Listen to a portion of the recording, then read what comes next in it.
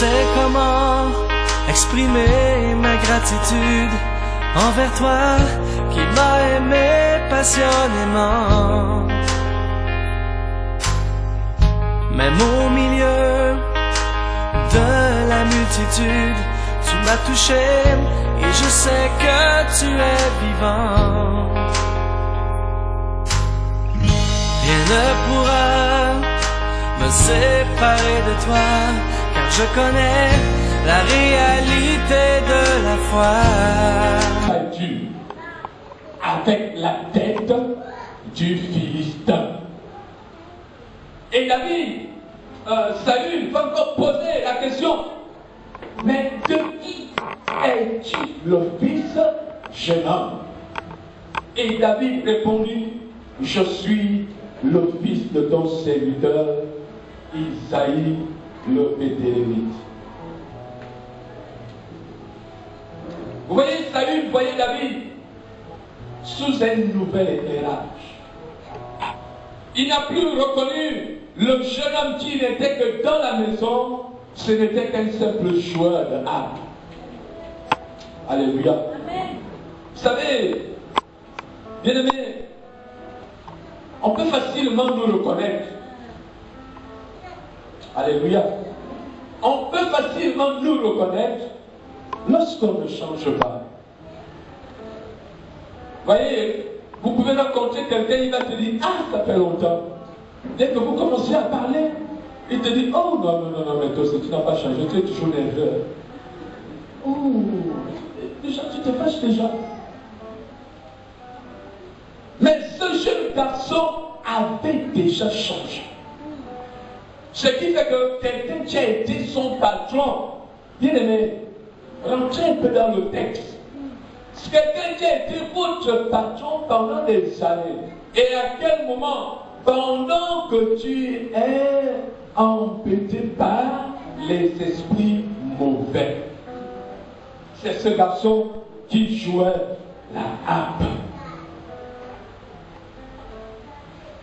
Vous savez, bien aimé, il peut arriver que quelqu'un fasse un travail qui fait honte. Alléluia. Je sais qu'il y a des ménagères ici, bien aimés. Mais fais bien ton travail. Alléluia. Bien aimé, si tu balais quelque part, fais bien ton travail.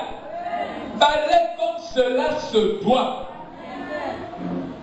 Vous savez, je connais des frères qui ont commencé à travailler à l'époque, c'était l'ASCA. C'était pas encore Sauveur. Et vous savez, lorsque quelqu'un travaillait à l'ASCA, alors c'était un ramasseur de poubelles, d'ordures. En France, on essaye de soigner un peu l'appellation, on les appelle des éboueurs. Alors, c'est lorsqu'un frère était embauché par l'ASCA, alors il choisissait le sévissement. Donc, il met un gros chapeau sombrero de style cubain. Il met des lunettes à 22 ans parce qu'il ne veut pas qu'on le reconnaisse.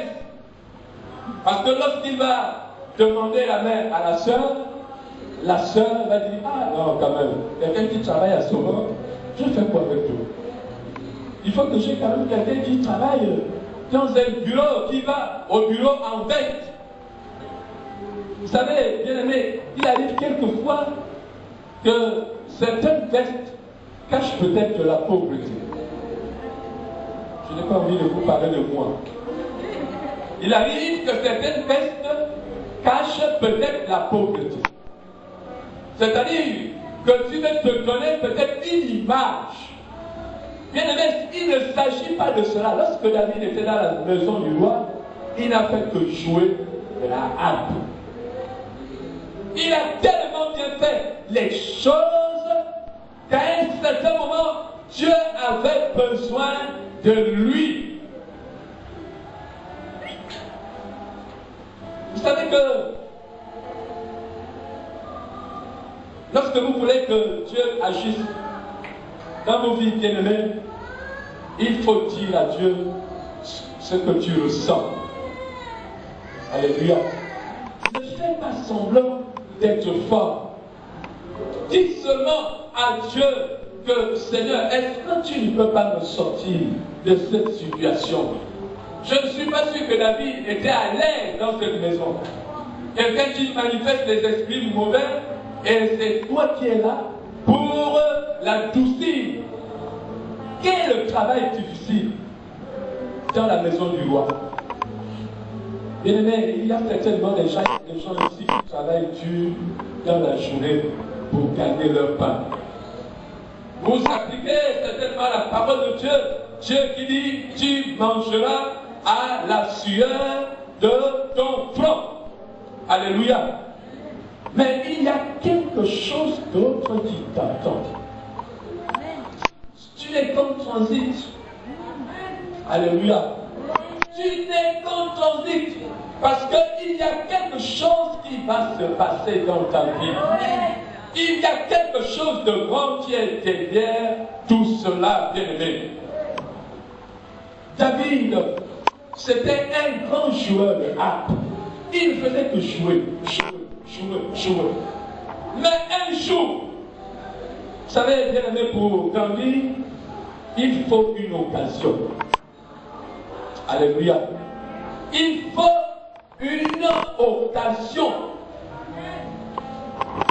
Il y a un proverbe qui dit que c'est pendant qu'il pleut qu'il faut remplir les jarres.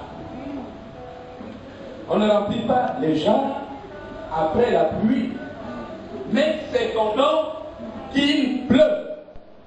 Alléluia. Vous savez, la Bible dit l'humilité précède la gloire. Alléluia. L'humilité précède la gloire. Bien aimé, je sais que tout le monde aspire à la grandeur. Mais la grandeur ne veut pas dire que je suis au-dessus de tout le monde. Ce n'est pas ce que ça veut dire. Ça ne veut pas dire que je suis au-dessus de tout le monde. Ça se passe dans les bureaux. Lorsque quelqu'un est directeur, il passe même devant vous, il ne peut pas vous dire bonjour, il attend simplement votre bonjour.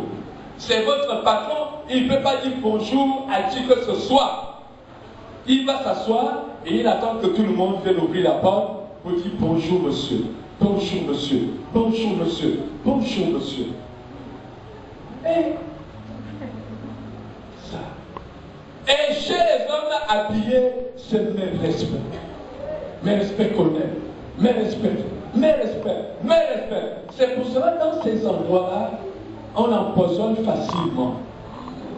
Parce que les gens se sentent humiliés.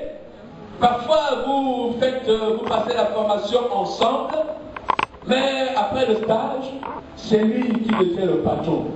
C'est lui le lieutenant. Ah! Mes respects, mon lieutenant.